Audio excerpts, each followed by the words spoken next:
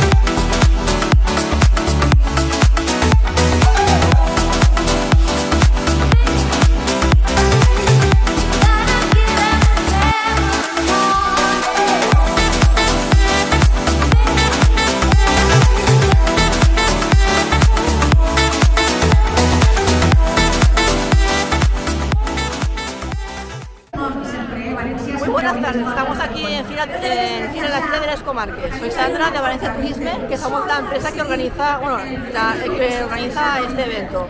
Aquí en la Fira de las Comarques lo que hacemos es la promoción a los pueblos para que nos digan lo que tienen lo mejor de sí respecto al turismo, gastronomía, alojamientos, cultura, folclore, o sea, lo que es las tradiciones de cada municipio.